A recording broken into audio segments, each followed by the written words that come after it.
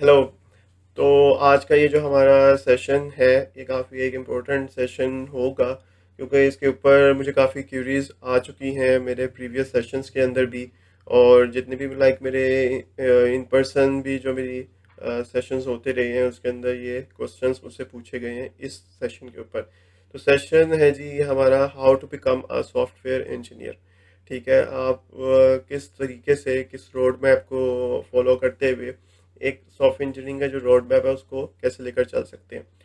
ठीक है जी। और इसके अंदर देखें, अगर आप सपोज हम टारगेटेड ऑडियंस को देख लेते हैं, तो सपोज अगर आप फोर्थ सेमेस्टर के स्टूडेंट हैं और आप अब देखना चाह रहे हैं कि मैं कौन सी फील्ड चूज़ करूं और क्या उसके लिए मुझे चीज़ों को, कौन सी स्किल्स को पढ़ना चाहिए। ठीक है, वो इसके अंदर आपके लिए यूज़फुल रहेगा। फिर उसके बाद अगर आप सपोज 7 to 8 सेमेस्टर के स्टूडेंट हैं और आपने कोई फील्ड सेलेक्ट कर ली है, सपोज आप कोई डेवलपमेंट में जाना चाह रहे हैं, फिर आगे उसमें आप फ्रंट एंड में जाना चाह रहे हैं कि बैक एंड में जाना चाह रहे हैं, और उसके लिए क्या आपको टेक्नोलॉजी स्टैक चूज़ करना चाहिए, तो वो हम इस सेशन के अंदर डिस्कस करेंगे। ठीक है। और सपोज अगर आप किसी प्रोफेशनल हैं और अगर आप अपने कैरियर स्विच चाह रहे हैं, सपोज आप फ्रंट एंड में भी हैं और आप चाह रहे हैं कि मैं ज़रा बैक एंड को भी आगे इम्प्रूव करूं, तो उसके लिए मुझे क्या सीखना चाहिए। अगर आप क्यूए में हैं और आप इंजीनियरिंग में आना चाह रहे हैं, तो वो मुझे क्या रोड मैप लेके चलना चाहिए। तो वो हम आज इस सेशन के अंदर डिस्कस करेंगे। तो देखें, इसके अंदर अगर आप देखें तो ये मल्टीपल सेक्शंस आपको नज़र आ रहे हैं। ठीक है, और ये तमाम सेक्शंस को देखेंगे तो फिर आपका एक वो जो सिंक होगा कंप्लीट, वो ज़रूरी है। ठीक है, अगर आप सपोज किसी को स्विच करके, लाइक सपोज आप कोई सेशन मिस कर रहे हैं, इसमें से कोई सेक्शन मिस कर रहे हैं और आप लास्ट पे से मिस कर रहे हैं, मिड में से देख रहे हैं, तो वो आपके लिए सिंक करना मुश्किल रहेगा। तो इसके लिए ज़रूरी है कि आप इन तमाम सेक्शंस को शुरू से एंड तक कंप्लीट देखें, ताकि वो आप चीज़ों को सिंक कर सकें।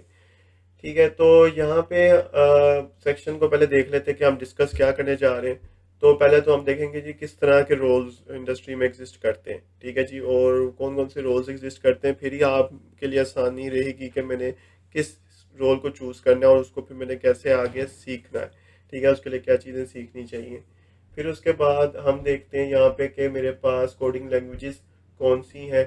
ठीक है जी, कि कोडिंग लैंग्वेजेस में कौन कौन सी सीख सकता हूँ और कैसे एफिशिएंटली तौर पे मैं उसको सीख सकता हूँ। ठीक है, उसके बाद हमारे पास यहाँ पे कुछ डाटा स्ट्रक्चर्स होंगे जिसको अभी हम देखेंगे कि डाटा स्ट्रक्चर्स कौन कौन से हैं जिनको सीखना ज़रूरी है।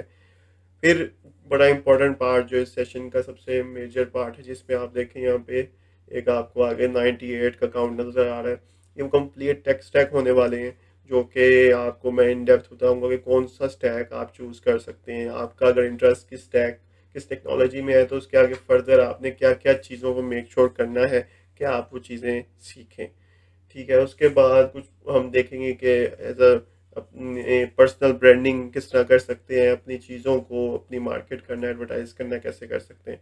और थोड़ा सा फिर हम लास्ट में सिस्टम डिज़ाइन और प्रोजेक्ट्स को भी डिस्कस करेंगे कि इनका क्या रोल है आपकी इंजीनियरिंग फील्ड के अंदर।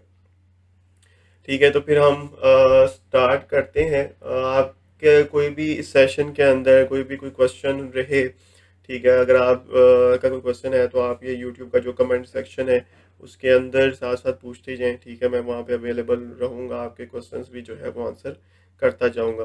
तो मीनवाइल आप ये करें कि अपना एक इंट्रोडक्शन लाजमी दें कि लाइक आप किस यूनिवर्सिटी से हैं या किस ऑर्गेनाइजेशन से हैं, और आप किस चीज़ में सीखने में इंटरेस्टेड है। ठीक है, किस टेक्नोलॉजी स्टैक में आप इंटरेस्टेड है।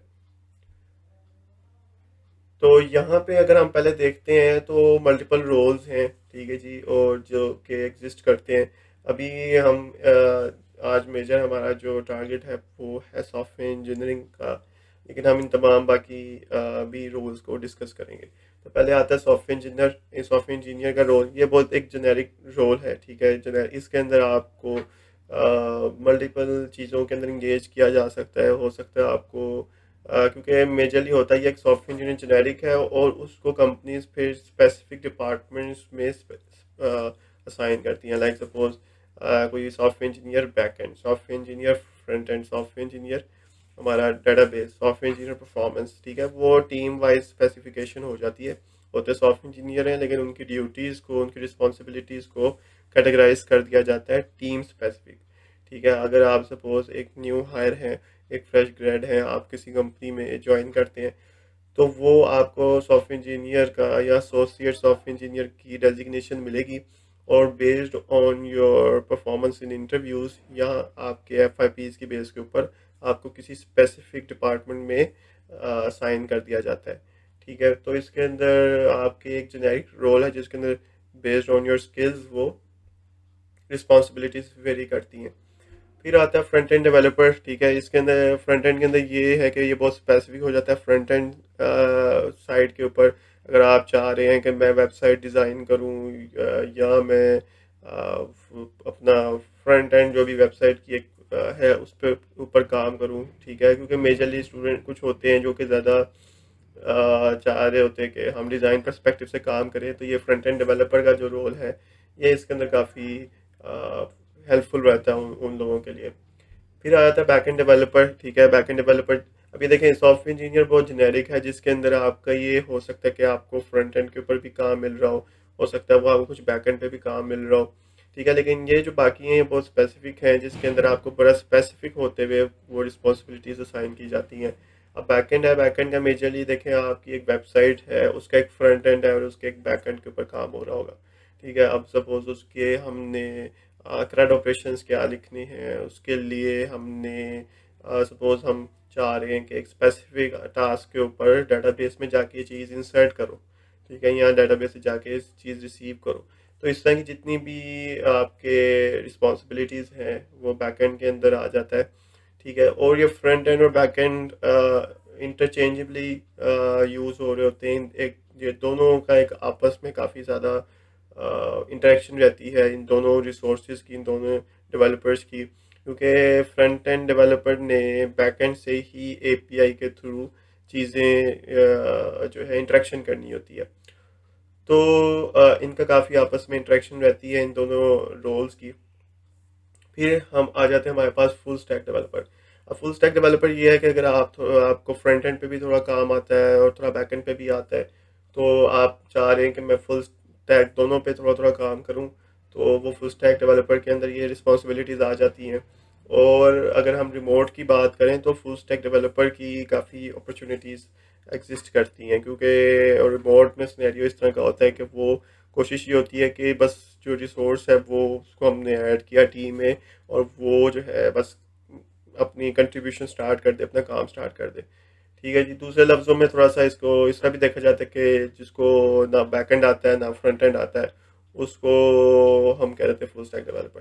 ठीक है, ये कुछ लोग थोड़ा सा इसको ना ह्यूमर वाली साइड पे भी ले जाते हैं कि जिसको ना थोड़ी बैक एंड आता है ना थोड़ा फ्रंट एंड आता है, तो वो दोनों मिलकर ना फुल स्टैक बन जाते हैं।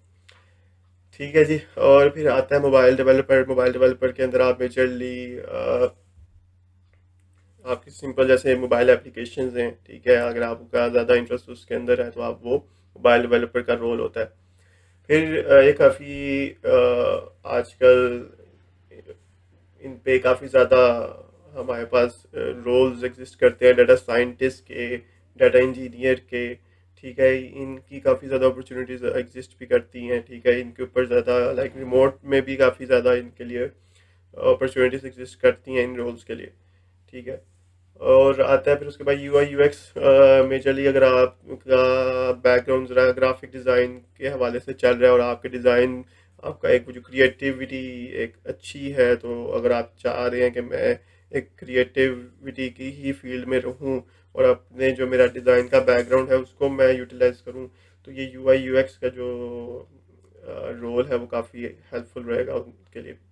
फिर एक काफ़ी डिमांडिंग और काफ़ी ग्रोइंग रोल है डेवऑप्स। ठीक है, ये रिसेंट ईयर्स के अंदर इसकी काफ़ी ज़्यादा जॉब्स और इसकी काफ़ी ज़्यादा अपॉर्चुनिटीज़ भी इंडस्ट्री में अब आई हैं डेवऑप्स इंजीनियर की। अगर आप लाइक सपोज आपका बैकग्राउंड थोड़ा क्लाउड हवाले से है या आप चाह रहे हैं कि मैं क्लाउड को थोड़ा सा टच करूँ, उसके ऊपर अपनी एक मज़ीद फील्ड को आगे लेके चलूँ, तो डेवऑप्स जो है वो काफ़ी आपके लिए हेल्पफुल रहेगा। फिर उसके बाद AI आपको पता है कि आजकल हर दूसरी चीज़ के ऊपर एआई का ही एक नाम एग्जिस्ट करता है। तो इसके अंदर लाइक हमारे पास जो मल्टीपल जैसे आ गए हैं, एलएलएम्स आ गए हैं, चैट चैट जीपीटी है, परप्लेक्सिटी है, जेमिनी है, इन सब के आने की वजह से इनकी भी जो पोजीशंस हैं, इनके भी जो रोल्स हैं, इनमें काफ़ी एक तो डाइवर्सिटी आई है और काफ़ी मल्टीपल तरह की इनमें ना जॉब्स अब इंडस्ट्री में एग्जिस्ट करती हैं। वो हम जॉब्स को भी देखेंगे कि इनके आने से किस तरह की जॉब्स, न्यू जॉब्स जो एक ट्रेडिशनल तो एआई से हटके भी काफ़ी न्यू जॉब्स एग्जिस्ट कर रही हैं अब, और काफ़ी रिमोट जो कंपनीज हैं इनके ऊपर काम कर रही हैं।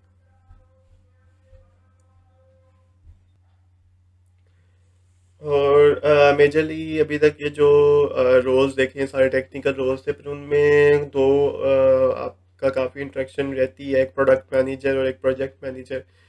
ठीक है जी, ये ज़रा नॉन टेक्निकल है मतलब, लेकिन फिर भी इनके लिए भी टेक्निकल ज़रा नोहा होना ज़रूरी होती है। अगर आपके अंदर ये स्किल है कि आप चाहते हैं कि मैं एक मैनेजमेंट स्किल्स मेरी अच्छी हैं और मैं किसी स्पेसिफिक टीम को लीड करूं, ठीक है, या मेरे पास एक अच्छी टीम लीडरशिप स्किल्स हैं, ठीक है, और आप चाह रहे हैं कि मैं थोड़ा सा मैनेजमेंट की साइड पे रहूं बजाय इसके कि मैं ज़्यादा टेक्निकल रहूं, तो एक प्रोजेक्ट मैनेजमेंट वाली साइड भी आपके लिए हेल्पफुल रह सकती है। ठीक है, और इस तरह प्रोडक्ट मैनेजर की भी है रोल्स हैं। तो ये थोड़े से नॉन टेक्निकल हैं, बट इनके भी जो है वो इंडस्ट्री के अंदर, टेक इंडस्ट्री के अंदर रोल्स एग्जिस्ट करते हैं। तो ये तो कुछ रोल्स थे जो कि इंडस्ट्री में एग्जिस्ट करते हैं। आपने थोड़ा सा, मैंने आपको नो हाउ दिया कि कैसे। अच्छा, तो ये तो थे टेक टेक रोल्स एग्जिस्ट करते हैं, आपने इसमें से आइडेंटिफाई करना है, ठीक है, कि आपको कौन सा रोल जो है वो बेहतर लग रहा है अपने लिए, ठीक है।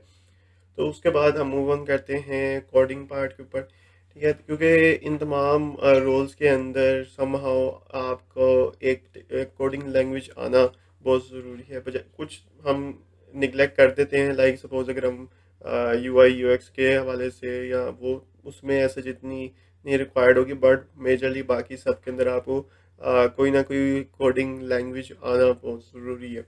ठीक है, तो उसके अंदर मल्टीपल हमारे पास लैंग्वेजेस एग्जिस्ट करती हैं, ठीक है, जो कि अगर तो आप यूनिवर्सिटी लेवल के ऊपर अभी आप जब स्टार्ट करते हैं तो मेजरली आप मेजरली सी प्लस प्लस या जावा के थ्रू स्टार्ट करते हैं। तो ये भी एक आपके लिए एक अच्छा स्टार्टिंग पॉइंट है।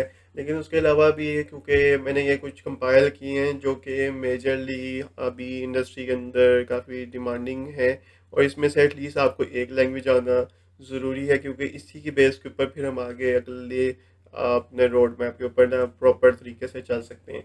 तो इसमें से आप एक सेलेक्ट करें। अभी आपको मैं बताऊंगा भी कि ये जो लैंग्वेजेस हैं ये किस रोल के अंदर कौन सी लैंग्वेज यूज़ हो सकती है।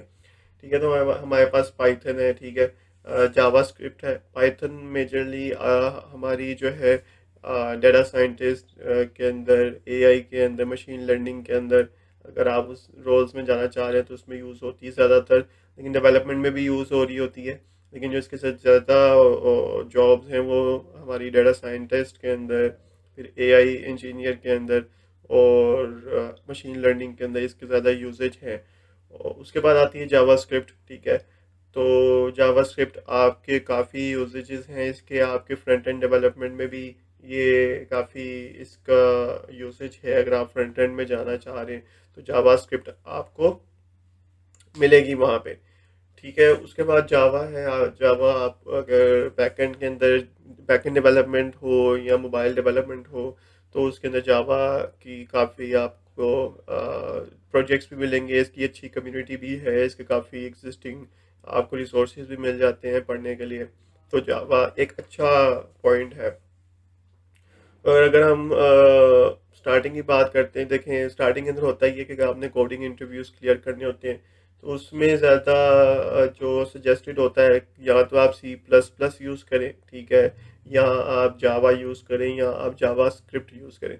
ये तीन काफ़ी एक सजेस्टेड लैंग्वेजेस हैं। इनमें से एटलीस्ट अगर आपने कोडिंग के हवाले से स्टार्ट करना है, आपने इंटरव्यूज क्लियर करने हैं, तो एटलीस्ट आप सी प्लस प्लस, जावा या जावा स्क्रिप्ट, इन तीन में से एक लैंग्वेज को ज़रूर मास्टर करें, ताकि आप वो कोडिंग इंटरव्यूज़ को थोड़ा सा अच्छे तरीके से क्लियर कर सकें। उसके बाद हमारे पास सी शार्प है, अगर आप जाना चाह रहे हैं डॉट नेट की फील्ड के अंदर, ठीक है, अगर आप माइक्रोसॉफ्ट के स्टैक के ऊपर मूव ऑन करना चाह रहे हैं तो एक सी शार्प की आपको मिल जाएगा। लेकिन जो ज़्यादा मेजर देखा है वो काम होता है जो इंडस्ट्री के अंदर, वो यहाँ तो जावा स्क्रिप्ट पाइथन के अंदर। सी शार्प भी है लेकिन ऐसा इतना ज़्यादा मुझे उसकी जॉब रोल्स रिमोट के अंदर ऐसे जितनी नज़र नहीं आती। उसके बाद फिर रूबी है, स्विफ्ट है और कोटलिन है। ठीक है, अगर आप ज़रा मोबाइल के अंदर और डीप डाउन जाना चाह रहे हैं तो ये आपको कोटलिन का भी काफ़ी उसमें यूसेज मिलेगा। तो ये आपको मोबाइल डेवलपमेंट के अंदर यूज़ इसका मिलता रहेगा। तो आई सजेस्ट, मैं अगर सजेशन दूँ तो आप या तो फर्स्ट फोर में से एक लैंग्वेज से स्टार्ट करें। ये चार आप करेंगे, चार में से एक तो आपके लिए अच्छा स्टार्टिंग पॉइंट रहेगा। ठीक है, अगर आप एआई की फील्ड में जाना चाह रहे हैं तो आप पाइथन को चूज़ करें। अगर आप डेवलप फ्रंट एंड में जाना चाह रहे हैं तो आप जावा स्क्रिप्ट को चूज़ करें।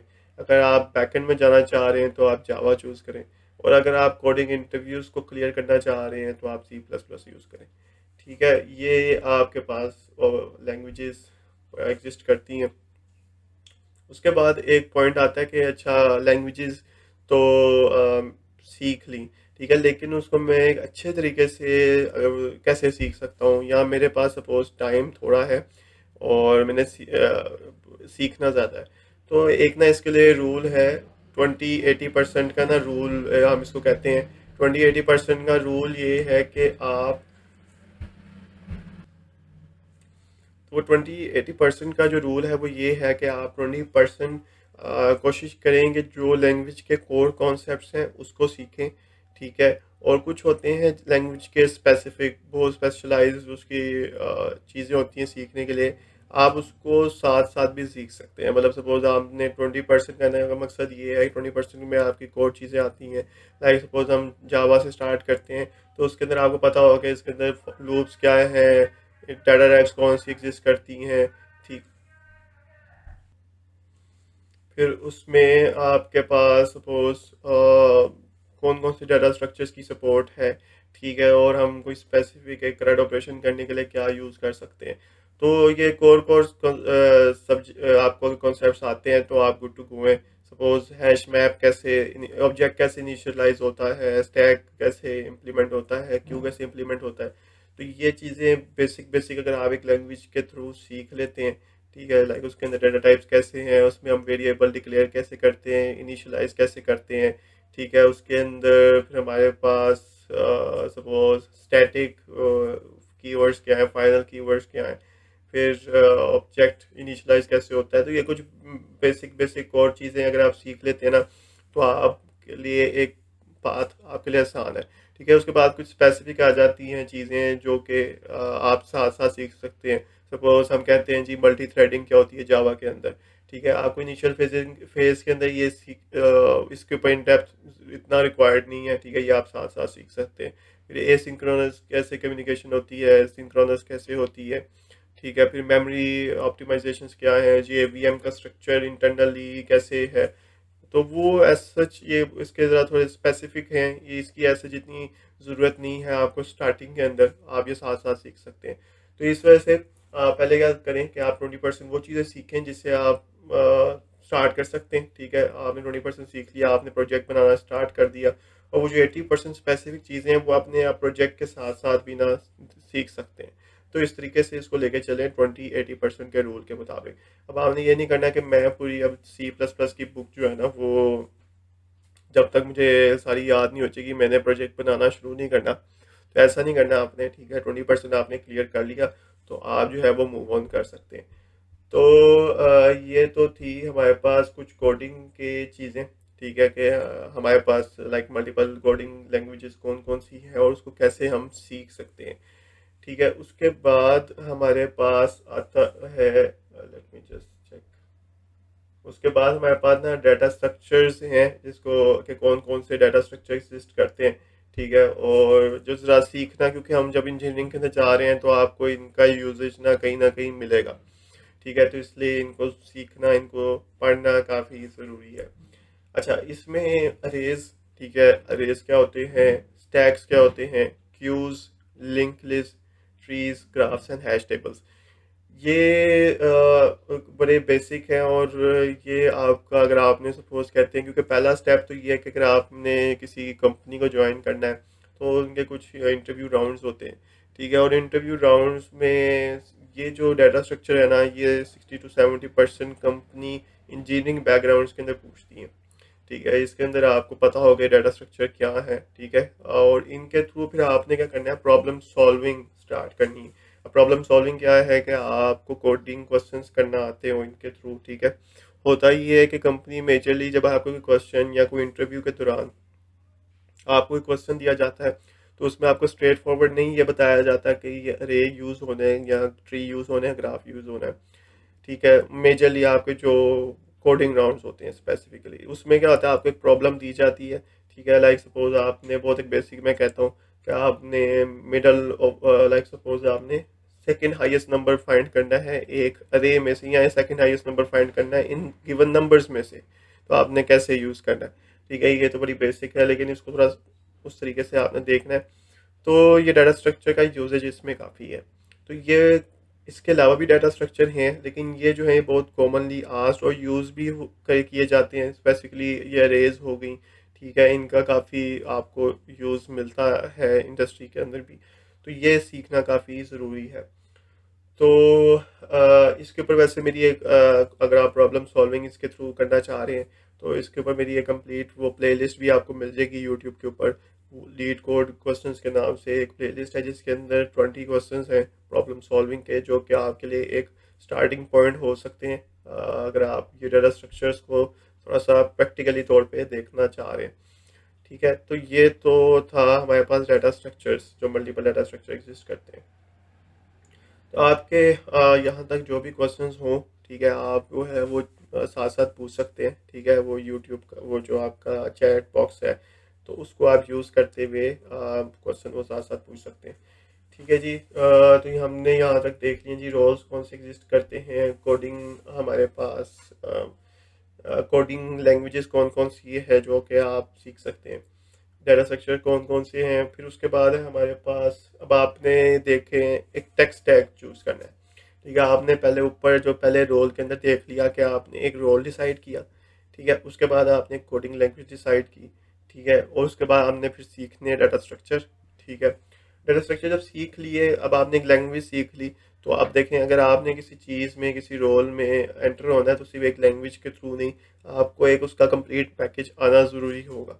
ठीक है, तो अभी हम देखते हैं कि आपने जो एक लैंग्वेज सेलेक्ट की थी, तो उसके साथ आपने बाकी जो और टेक्नोलॉजी स्टैक है वो क्या पढ़ना चाहिए आपको। ठीक है, अब इसमें हमारे पास मल्टीपल टेक स्टैक आपको नज़र आ रहे हैं। तो फ्रंट एंड है, बैक एंड का है, फुल स्टैक है, मोबाइल डेवलपमेंट है, डेटाबेस है, एआई है, और डेवऑप्स है। ठीक है, मैंने ये सारे इसमें कोशिश किया था टेक्निकल साइड पे मैंने रखे हैं। ठीक है, इसमें जो हमारे मेजरली इंजीनियरिंग के हवाले से टेक स्टैक है वो मैं टारगेट कर रहा हूँ उसमें। तो हम स्टार्ट करते हैं फ्रंट एंड से। ठीक है, तो फ्रंट एंड के अंदर अभी हमने जैसे पढ़ा कि आपके लिए एक लैंग्वेज जो है एक मेजर है कि आपको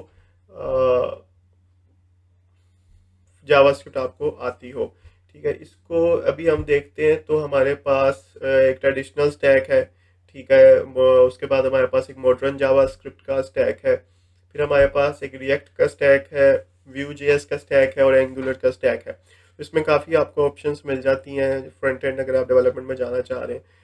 ठीक है, तो पहले देखते हैं ट्रेडिशनल स्टैक को। तो ट्रेडिशनल के अंदर अगर हम देखते हैं, ट्रेडिशनल मीन्स ये है कि आप बिल्कुल बिगिनर हैं, स्टार्ट कर रहे हैं। ठीक है, और आप एक बड़ा बेसिक अपना एक फाउंडेशन बनाना चाह रहे हैं। तो इसके अंदर आपके लिए ज़रूरी है कि आप HTML, CSS और जावास्क्रिप्ट, ये तीन टेक्नोलॉजीज को सीखें अगर आप बेसिक लेवल पे हैं। ठीक है, ये तीन आना आपके लिए ज़रूरी है। ठीक है, उसके बाद ये तो था ट्रेडिशनल में आ जाता है। फिर सपोज आप चाह रहे हैं कि मैं थोड़ा सा अब थोड़ा इन डेप्थ जाऊँ। ठीक है, मॉडर्न जावास्क्रिप्ट स्टैक के अंदर मींस आपने एक ट्रेडिशनल स्टैक कवर कर लिया, आपने HTML CSS और जावास्क्रिप्ट सीख ली है। अब आप थोड़ा सा उसको करना चाह रहे हैं स्पेशलाइजेशन। तो सेम उसमें आपके पास HTML CSS आपने जावास्क्रिप्ट कर ली, और अब आप क्या कर सकते हैं कि आप जावास्क्रिप्ट के साथ टाइपस्क्रिप्ट सीखें। ठीक है, जावा टाइपस्क्रिप्ट भी एक जावास्क्रिप्ट से ही आगे, अगर आपको जावास्क्रिप्ट आती है तो टाइपस्क्रिप्ट सीखना इतना कोई मुश्किल चीज़ नहीं है। उसी की थोड़ी सी मॉडिफिकेशंस और इम्प्रूवमेंट्स उसमें की गई हैं। और फिर आपने क्या करना है, एक कोई फ्रेमवर्क या लाइब्रेरी जो है जावास्क्रिप्ट की वो आपने सीखनी है। अब मेजरली स्टार्टिंग के लिए ज़्यादातर जो चूज़ की जाती है वो है हमारे पास रिएक्ट। ठीक है, रिएक्ट काफ़ी एक ऑप्शन होती है फ्रंट एंड डेवलपर्स के लिए कि मैं रिएक्ट सीखूं, या फिर आप व्यू जेएस सीख सकते हैं। ठीक है, और तीसरी ऑप्शन है कि आप एंगुलर सीख सकते हैं। फिर और अगर आपने सपोज रिएक्ट सीख ली है और अब रिएक्ट के साथ जब आप रिएक्ट सीख लेते हैं फिर उसका भी आगे फ्रेमवर्क है, जो कि हमारे पास दो फ्रेमवर्क है, बल्कि एक तो नेक्स्ट जेएस है, ठीक है, और एस्ट्रो जेएस है। अभी क्योंकि नेक्स्ट जेएस की मार्केट ज़्यादा है, एस्ट्रो जेएस अभी रिसेंटली ही ये इस पे काम शुरू हुआ है, तो कंपैरेटिवली नेक्स्ट जेएस की मार्केट ज़्यादा है। ठीक है, लेकिन एस्ट्रो भी अब इनकमिंग मार्केट में इसकी प्रोजेक्ट्स आ रहे हैं, तो ये भी एक अच्छी ऑप्शन है। ठीक है, तो आपने ये करना है, अगर आप मॉडर्न थोड़ा सा एक बेसिक आपने कर लिया है, तो आप ये HTML CSS जावास्क्रिप्ट की थोड़ी सी इम्प्रूव कर सकते हैं, टाइपस्क्रिप्ट। और फिर आप जो है एक इनमें से कोई एक चीज़ तो लाजमी सीखें। अगर आपने रिएक्ट सीख ली भी है तो वेल एंड गुड गुड। और आप जो है इसमें से जो है वो अब एक नेक्स्ट जेएस भी सीखें। ठीक है, तो ये तो था हमारे पास मॉडर्न जावास्क्रिप्ट के हवाले से। ठीक है, अगर आप चाह रहे हैं कि थोड़ा सा स्पेसिफिक हो के मैं रिएक्ट को टारगेट करूं, मेरा ज़्यादा इंटरेस्ट रिएक्ट में है, तो मैं रिएक्ट, क्योंकि हमारे रोल्स को स्पेसिफिक भी इस तरह आ जाते हैं कि रिएक्ट डेवलपर चाहिए हमें। ठीक है, कि हमें वो चीज़ें चाहिए जो कि एक रिएक्ट डेवलपर को आती हों। ठीक है, तो वही सेम चीज़ जो कि समझ लें कि एक उन्हीं का जो पहले हमने सीखी है उन्हीं में थोड़ी सी स्पेशलाइजेशन आ जाती है, कि यहाँ तक तो हमने HTML CSS जावास्क्रिप्ट और रिएक्ट जेएस हमने सीख ली है। ठीक है, और फिर आप थोड़ा सा रिडक्स के ऊपर भी सीखें, ये बेसिकली एक स्टेट मैनेजमेंट होती है रिएक्ट के लिए। फिर रिडक्स के साथ जैसे हमने बताया आपको एक फ्रेमवर्क आता हो, ठीक है, या तो आप नेक्स्ट जेएस या एस्ट्रो जेएस या एक गेट्स भी, ये तीसरा फ्रेमवर्क भी है। ठीक है, तो हर एक के अपने प्रोज एंड कॉन्स हैं कि कौन सा यूज़ करना चाहिए कौन सा नहीं यूज़ करना चाहिए। ये डिपेंड करता है कि कम जिस कंपनी में आप अप्लाई करना चाह रहे हैं उनकी प्रोडक्ट क्या है, उनका यूज़ केस क्या है। तो ये नहीं है कि नेक्स्ट जैसी दोनों से अच्छी है। कई कई केसेस के अंदर एस्ट्रो जेएस यूज़ हो सकती है, कहीं पे गेट्स भी यूज़ हो सकती है। तो स्टार्टिंग के लिए अगर आपको नहीं समझ आ रही कि आप क्या स्टार्ट करें, तो आई सजेस्ट कि आप क्या नाम है, रिएक्ट के साथ नेक्स्ट ईयर से स्टार्ट करें। ठीक है, और ये आपके लिए एक अच्छा स्टार्टिंग पॉइंट हो सकता है। ठीक है जी, तो ये तो है रिएक्ट स्टैक की। ठीक है, और अगर सपोज मैं क्योंकि काफ़ी रोल्स को टारगेट करने हैं, अगर कहीं पे आपको किसी स्पेसिफिक रोल के ऊपर आपके इंटरेस्ट है, आप वहाँ पे पोस्ट करके उसको ज़रा आप सुकून से देख सकते हैं, उसको आप पोज कर लें, उसको नोट डाउन करें उसकी चीज़ों को। ठीक है, और लिखें कि उसमें क्या क्या चीज़ें थी, क्या मैंने बताया। ठीक है, और कौन सी चीज़ें करनी चाहिए कौन सी नहीं करनी चाहिए। ठीक है, तो वहाँ पे आप पोस्ट कर सकते हैं। सिमिलरली व्यू के अंदर भी वही सेम चीज़ें हैं, फिर आप वो स्टेट मैनेजमेंट के लिए भी यूज़ कर सकते हैं यूएक्स। और सिमिलरली एक फ्रेम। तो ये तो था व्यू का स्टैक। ठीक है, आप व्यू के अंदर अगर जाना चाह रहे हैं तो व्यू के लिए ये चीज़ें सीखना ज़रूरी है। और फिर उसके बाद हमारे पास आता है एंगुलर का स्टैक। ठीक है, एंगुलर भी सिमिलर टू वही रिक्वायरमेंट है जो कि पहले रही है, बस उसमें क्या है कि आपने जो थर्ड सॉरी फोर्थ जो आपने चीज़ सीखनी है HTML CSS के साथ, वो है एंगुलर। ठीक है, तो आपके पास ये मल्टीपल फ्रंट एंड के रोल्स मैंने आपको दिखा दिए हैं कि आप जो है वो कौन कौन से रोल्स को लेकर चल सकते हैं। तो ये तो था फ्रंट एंड। ठीक है, हमारे पास ट्रेडिशनल स्टैक है, मॉडर्न जावास्क्रिप्ट है, रिएक्ट, व्यू और एंगुलर है। इसको चले अब हम क्लोज करते हैं और फिर हम अब आते हैं अपने नेक्स्ट रोल, जो हमारा टेक स्टैक है बैकएंड का, अगर आप चूज़ करना चाह रहे हैं। तो उसमें हमारे पास कौन कौन सी चीज़ें आप यूज़ कर सकते हैं। तो अगर हम यहाँ पे देखें तो हमारे पास मल्टीपल, जैसे मैंने बताया था, लैंग्वेजेस जो हैं बैकएंड के लिए यूज़ हो सकती हैं। Java, Python, Ruby, C sharp, P H P, Go. ठीक है।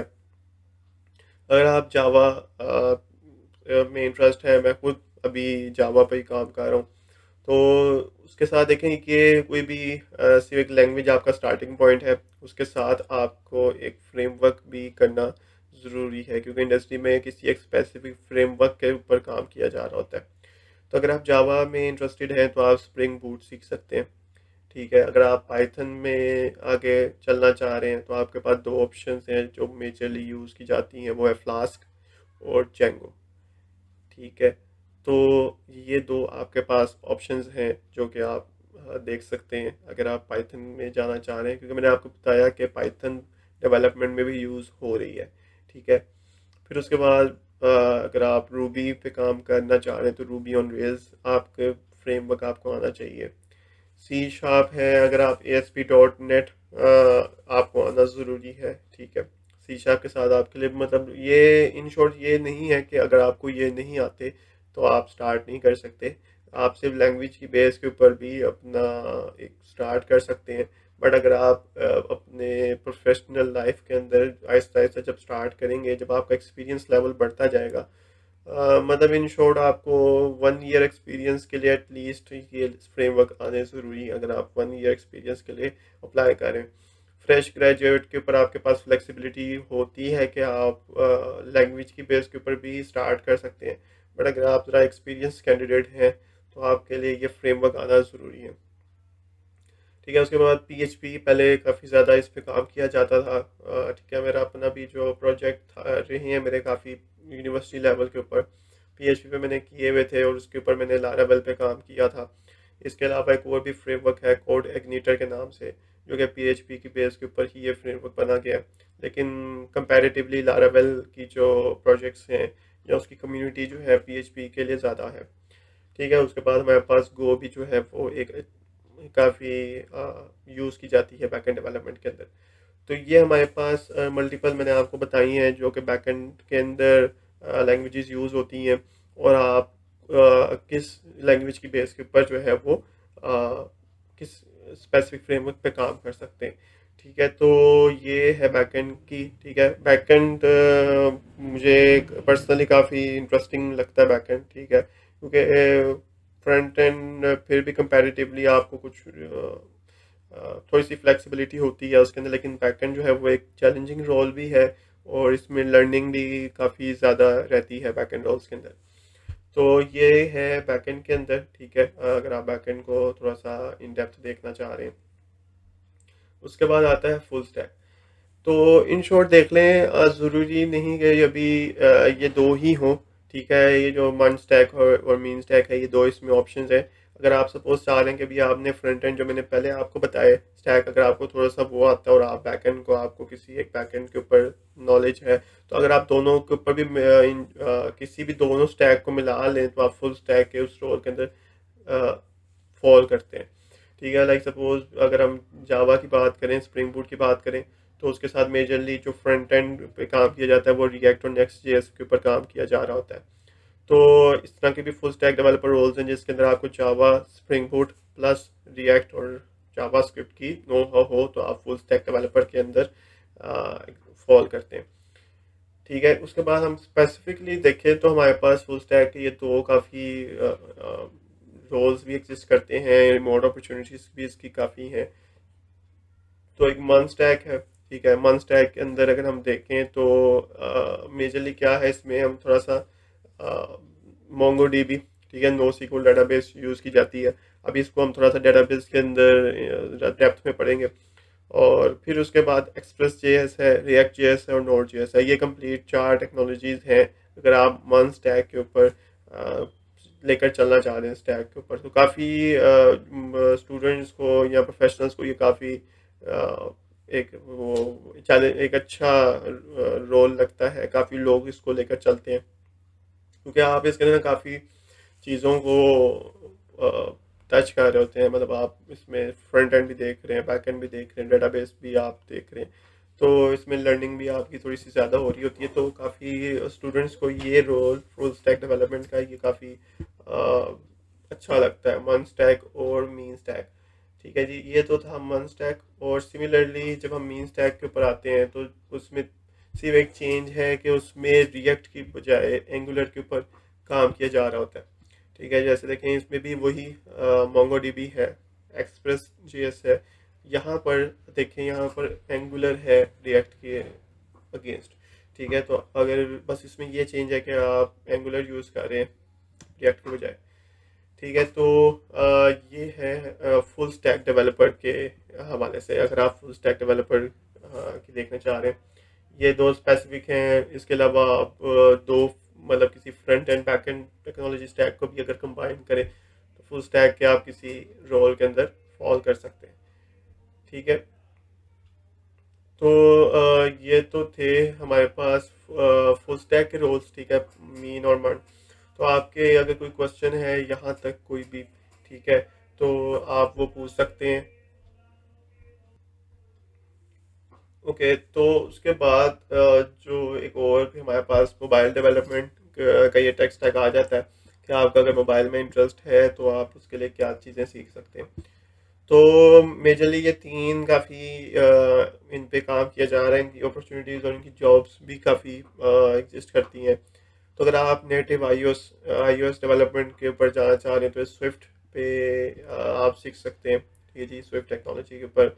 अगर आप एंड्रॉयड डेवलपमेंट में ज़्यादा इंटरेस्टेड हैं तो आप कोटलिन और जावा के ऊपर सीख सकते हैं, दोनों में से एक।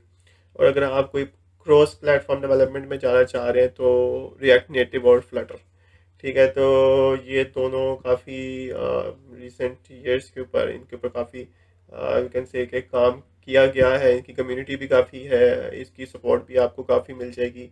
और देखें, क्योंकि जब भी आप कोई न्यू टेक्नोलॉजी सीख रहे होते हैं उसमें एक चीज़ बड़ी मायने रखती है कि आप जो काम करने जा रहे हैं क्या उसको उसके रिसोर्सेज इतने हैं आपके पास सीखने के लिए। अगर आप किसी जगह पे स्टक होते हैं तो क्या आपको उसका कोई रिसोर्स मिल सकता है जो कि आपको वहाँ पे गाइड कर सके। तो इनके काफ़ी अच्छी कम्युनिटी है। ठीक है, ये चीज़ें काफ़ी मायने रखती हैं जब आप कोई न्यू चीज़ सीख रहे हो और किसी प्रोजेक्ट पर काम कर रहे हो। ठीक है, तो ये क्योंकि कहीं पे अगर सपोज प्रोजेक्ट में आप काम करते हैं फंस जाएं तो अगर तो उसकी कम्युनिटी अच्छी है, उसके रिसोर्सेज हैं, उसके आपको वो लोग आसानी से मिल जाते हैं तो आपको काफ़ी हेल्प रहती है अपने प्रोजेक्ट्स के अंदर। ठीक है, अगर आप पूछ सकते हैं उनसे क्वेरीज पूछ सकते हैं। ठीक है, उसके बाद हमारे पास डेटाबेसेस आता है। डेटाबेस इन शॉर्ट ये कह लें कि तो डेटाबेस जो है वो इन शॉर्ट कह लें कि एक सेपरेट इंडिपेंडेंट रोल भी है, लेकिन मेजरली ये एक तरह का सपोर्टिंग रोल होता है जो कि समझ लें कि अगर आप बैकएंड सीख रहे हैं या फुल स्टैक सीख रहे हैं तो समझ लें कि आपको डेटाबेस तो आना ना ज़रूरी है, इसके बगैर आपका काम नहीं चलेगा। ठीक है, तो ये इनमें से जो मेजरली मल्टीपल डेटाबेस एग्जिस्ट करते हैं, लेकिन ये दो काफ़ी इन कॉमन मतलब कॉमन डेटाबेसेस हैं जो कि यूज़ किए जाते हैं। एक तो है रिलेशनल डेटाबेसेस और दूसरे आ जाते हैं नो सीक्वल डेटाबेसेस। ठीक है, जब आप यूनिवर्सिटी के अंदर जो मेजरली डेटाबेस पढ़ रहे होते हैं वो रिलेशनल डेटाबेस होता है।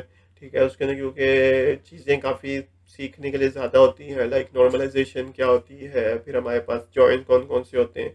ठीक है, नो सीक्वल में ये ऐसा इस तरह की चीज़ें कम होती हैं। ठीक है, और ज़्यादा जो आपका यूज़ केसेस हैं वो रिलेशनल पे फॉल कर रहे होते हैं। लेकिन ये भी डिपेंड करता है कि आपकी प्रोजेक्ट की रिक्वायरमेंट की बेस के ऊपर आपने सेलेक्ट करना होता है कि आपने कौन सी डेटाबेस यूज़ करनी है। ठीक है, क्योंकि हो सकता है कि आप कोई प्रोजेक्ट काम करो जिसके अंदर आपको एसिड कंप्लाइंस के ऊपर ज़्यादा फोकस करना हो, तो एसिड के हवाले से रिलेशनल डेटाबेसेस काफ़ी अच्छी ऑप्शन रहते हैं। ठीक है, और कोई आपकी प्रोजेक्ट इस तरह की रिक्वायरमेंट हो जिसमें नो सीक्वल डेटाबेस अच्छा एक सोल्यूशन रह सकता है तो आप नो सीक्वल यूज़ कर सकते हैं। तो ये वही इसमें ये ऐसा जो कोई हार्ड एंड फास्ट रूल नहीं है कि दोनों में से कौन सा ज़्यादा बेहतर कौन सा है। ये डिपेंड करता है आपका यूज़ केस क्या है। ठीक है, रिलेशनल में हमारे पास मल्टीपल हैं, जैसे माई सीक्वल है, पोस्टग्रेस है, ओरेकल डेटाबेस है, माइक्रोसॉफ्ट एसक्यूएल सर्वर है और एसक्यूएल लाइट है। तो इन शॉर्ट ना ऐसा इनमें कोई इतना ज़्यादा डिफरेंस नहीं है, वही जो कोर कॉन्सेप्ट सबके सेम होते हैं। ठीक है, बस सिंटेक्स थोड़ा डिफरेंट होता है, ज़्यादा भी इतना डिफरेंस नहीं होता, कुछ सिंटेक्स डिफरेंस बस आता है। तो अगर आपने एक रिलेशनल डेटाबेस भी सीख लिया तो आप इजीली इन बाकी सब के ऊपर भी काम कर सकते हैं। ठीक है, बस थोड़ा बहुत सिंटेक्स आपने उसका पढ़ना होता है, बाकी यू आर गुड टू गो।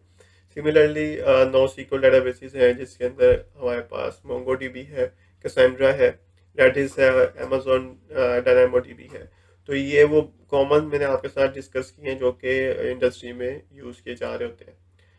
तो डेटाबेसिस मस्ट चीज़ है अगर आप फुल स्टैक में जा रहे हैं, बैकएंड में जाना चाह रहे हैं, मोबाइल में जाना चाह रहे हैं, या इन शॉर्ट अगर आप कोई इन रोल्स के अलावा क्यूए के ऊपर भी जाना चाह रहे हैं ना, तो क्यूए रोल्स के अंदर भी आपको नो हाउ होनी एटलीस्ट ज़रूरी होती है कि एक्चुअल में डेटाबेस पे क्यूरीज कैसे चल रही हैं, उनमें हम अपडेट कैसे कर सकते हैं, इंसर्ट कैसे कर सकते हैं।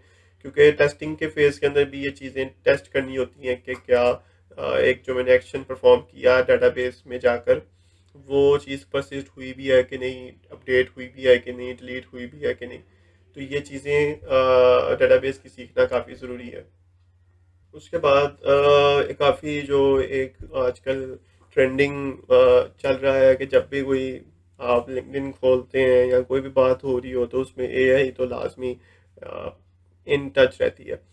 तो उसके लिए अगर आप एआई के साइट पे जाना चाह रहे हैं तो पहला तो है कि आपको पाइथन के ऊपर काम आता हो। ठीक है, ये तो बेसिक उसकी फाउंडेशन है। ठीक है, उसके बाद फिर कुछ चीज़ें हैं लाइक पाइटॉर्च है, टेंसर फ्लो है, नमपाई है, पांडास है। ये तो ट्रेडिशनल जो कि यूज़ होती रही थी प्रीवियस ईयर्स के अंदर भी, ये जो अभी तक एआई के अंदर जितने भी काम हुआ है वो ये उसमें आपको इनकी कंट्रीब्यूशन तो मिलेगी। लेकिन अब रिसेंट 1 to 2 years के अंदर एक जो चीज़ इंट्रोड्यूस हुई है इसके अंदर वो है एलएलएम्स। ठीक है, आपके like chat GPT, perplexity, Gemini, जैसे मैंने पहले भी बताया। अब ये एक एडिशनल इसके अंदर चीज़ आ चुकी हुई है। ठीक है, जो कि एआई इंजीनियर के अंदर वो ये चीज़ मेक श्योर कर रहे हो तो कि कैंडिडेट को पता हो। क्योंकि ये जस्ट ये नहीं है कि आपको पता है कि जी इस पे क्या क्या लिखना है, ये हेल्प करता है। एक प्रॉपर तरीका भी है कि प्रॉम्प्ट इंजीनियरिंग क्या होती है, हम इसको कैसे यूज़ कर सकते हैं, एलएलएम्स को अपने प्रोजेक्ट के अंदर इंटीग्रेट कैसे कर सकते हैं और इसको कैसे यूटिलाइज किया जा सकता है एफिशिएंट तरीके से। ठीक है ना, तो ये चीज़ें एआई के अंदर एक न्यू जो चीज़ इंट्रोड्यूस हुई है वो है एलएलएम्स की। तो ये एआई के हवाले से देखें, इसमें जो चीज़ें ना वो ज़रूरी नहीं कि ये सब हो। ठीक है, लेकिन मैं ये वो चीज़ें बता रहा हूँ जो कि आपके लिए एक बेसिक फाउंडेशन बनाने के लिए आपके लिए काफ़ी है। ठीक है, अगर आप ये करते हैं तो आप गुड टू गो है। उसके बाद आप कोई और स्पेशलाइजेशन में जाना चाह रहे हो, ज़रा और इन डेप्थ जाना चाह रहे हो, वो तो देखें अब टेक्नोलॉजी में तो चीज़ें साथ साथ अपडेट होती रहती हैं। ठीक है, तो वो based on your interest, based on your जो फील्ड है, आप उसको और स्पेशलाइजेशन में जा सकते हैं। ठीक है, अब उसके बाद डेवऑप्स, ये भी इसके काफ़ी ज़्यादा जॉब्स हैं मार्केट के अंदर डेवऑप्स रोल की। तो इसको देख लेते हैं कि इसके अंदर क्या क्या चीज़ें हैं। तो पहले तो हमारे पास यहाँ पे गिट।